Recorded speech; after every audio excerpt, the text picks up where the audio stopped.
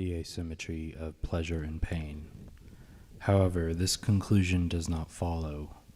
This is because there is a crucial difference between harms, such as pains, and benefits, such as pleasures, which entails that existence has no disadvantage over, but does have disadvantages relative to non-existence.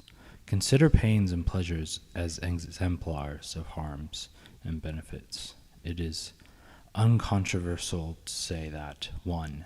The presence of pain is bad, and that 2. The presence of pleasure is good. However, such a symmetrical evaluation does not seem to apply to the absence of pain and pleasure, for it strikes me as true that 3. The absence of pain is good, even if that good is not enjoyed by anyone, whereas the absence of pleasure is not bad unless there is somebody for whom this absence is a deprivation.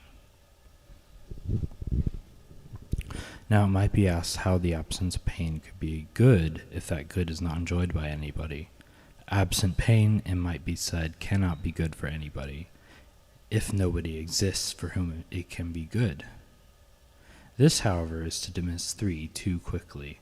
The judgment made in 3 is made with reference to the potential interests of a person who either does or does not exist.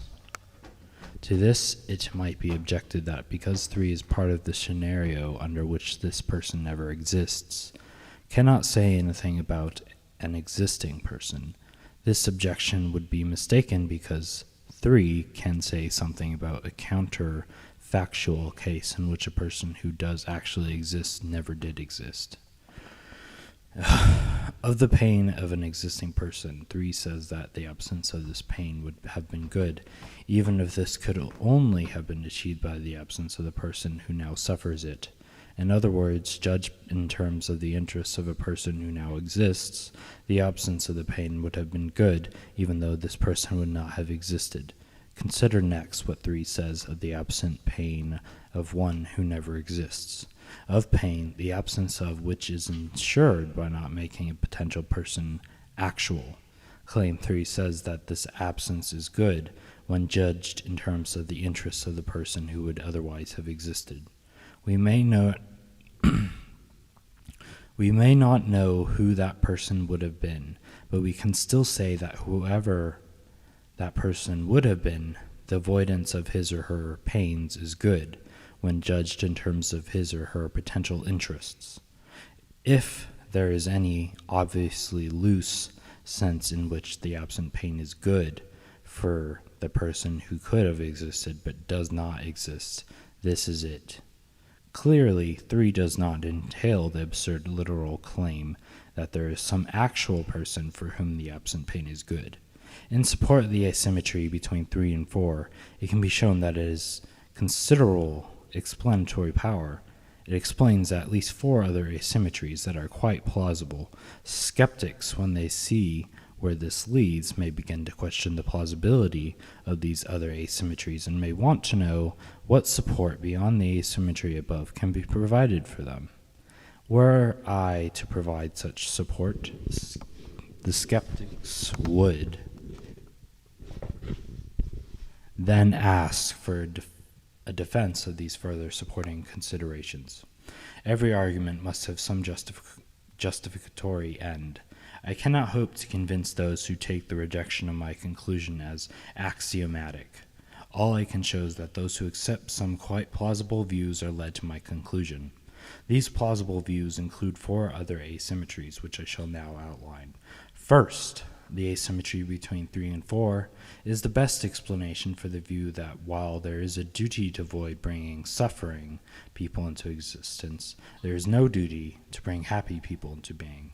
In other words, the reason why we think that there is a duty not to bring suffering people into existence is that the presence of the suffering would be bad for the sufferers, and the absence of the suffering is good, even though there is nobody to enjoy the absence of suffering. In contrast to this, we think that there is no duty to bring happy people into existence, because while their pleasure would be good for them, its absence would not be bad for them, given that there would be nobody who would be deprived of it. It might be objected that there is an alternate it might be objected that there's an alternative explanation for the view about our procreational duties, one that does not appeal to my claim about the asymmetry between 3 and 4. It may be suggested that the reason why we have duty to avoid bringing suffering people into being, but not a duty to bring happy people into existence, is that we have negative duties to avoid harm, but no corresponding positive duties to bring about happiness. Judgments about our procreational duties are thus like judgments about all other duties. Now I agree that for those who deny that we have any positive duties, this would indeed be an alternative explanation to the one I have provided. However, even if those who do think that we have positive duties, only a few also think that amongst these is a duty to bring happy people into existence. It might now be suggested that there is also an alternative explanation why those who do accept positive duties do not usually think that these include a duty to bring happy people into existence. It is usually thought that our positive duties cannot include a duty to create lots of pleasure if that would require significant sacrifice on our part.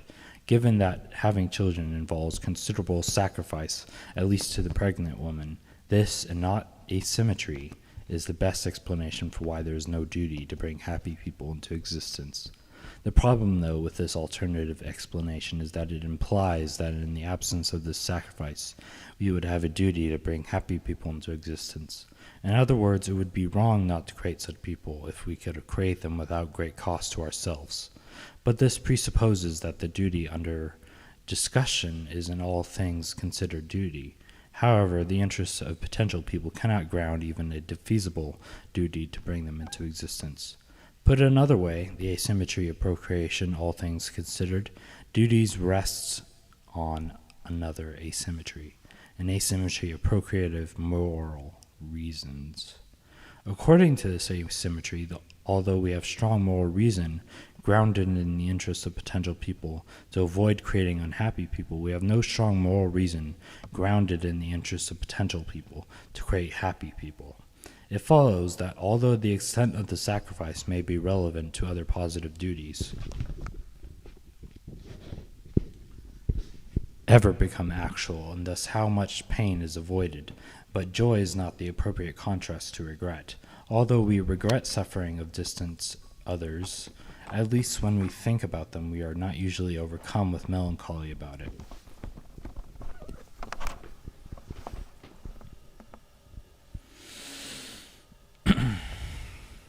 Thus, the important question is not whether we feel joy, the opposite of melancholy, about absent pains, but whether the absent pain is the opposite of regrettable, what we might call welcome or simply good.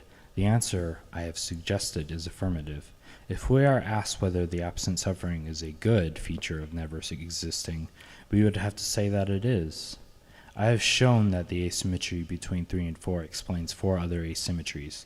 Given that these other asymmetries are widely endorsed, we have good grounds for thinking that the asymmetry between 3 and 4 is also widely accepted. That is not evidence of its truth, for the multitude can be and often are wrong. However, it does show that my starting point should have broad appeal.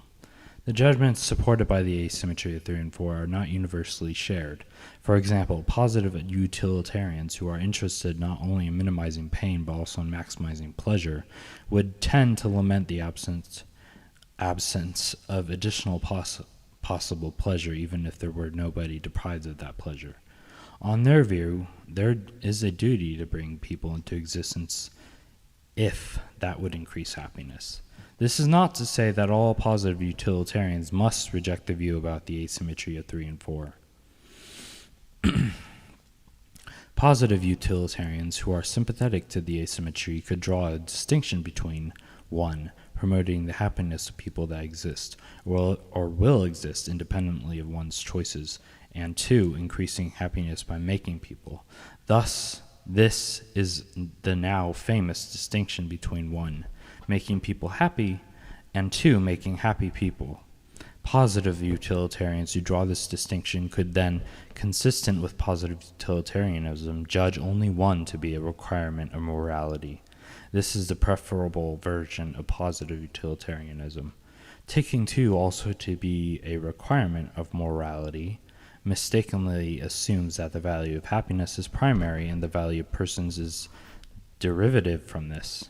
However, it is not the case that people are valuable because they add extra happiness. Instead, extra happiness is valuable because it is good for people, because it makes people's lives go better. To think otherwise is to think that people are mere means to the production of happiness, or, to use another famous image, it is to treat persons as mere vessels of happiness. But unlike a mere vessel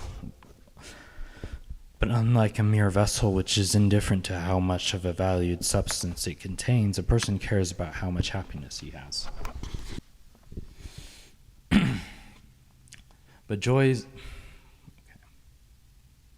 However, it is not the case that people are valuable because they add extra happiness. Instead, extra happiness is valuable because it is good for people, because it makes people's lives go better. To think otherwise is to think that people are mere means to the production of happiness, or, to use another famous image, it is to treat persons as mere vessels of happiness. But unlike a mere vessel which is indifferent to how much of the valued substance it contains, a person cares about how much happiness he has. If my arguments so far are sound, then the view about the asymmetry between harm and benefit is both compelling and widespread. My argument will proceed by showing how, given the asymmetry between harm and benefit, it follows that coming into existence is always a harm. Always. In the concluding chapter, chapter 7, I shall consider the objection of those who, when they see where the asymmetry leads, would rather give it up than accept the conclusion that coming into existence is always a harm. Always.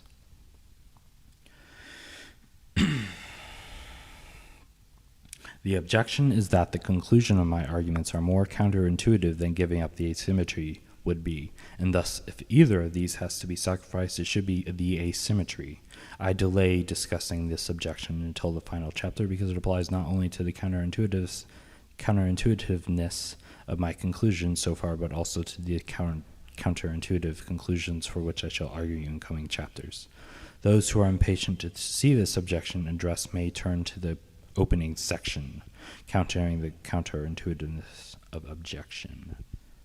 To show why, given the asymmetry I have defended, it is always a harm to come into existence, it is necessary to compare two scenarios, one, A, in which X exists, and one, B, in which X never exists. Never exists.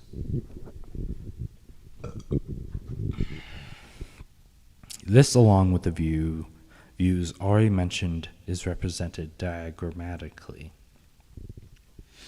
If I am correct, then it is uncontroversially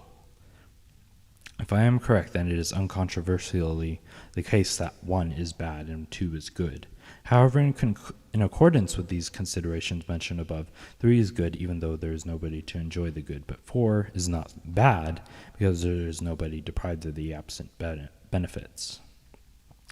Drawing on my earlier defense of the asymmetry, we should note that the alternative ways of evaluating 3 and 4, according to which a symmetry between pain and pleasure is preserved, must fail, at least if common important judgments are to be preserved. The first option is shown in Figure 2.2. Here, to preserve symmetry, the absence of pleasure, 4 has been termed bad. This judgment is too strong because if the absence of pleasure in scenario B is bad, rather than not bad, then we should have to regret for X's sake that X did not come into existence, but it is not regrettable.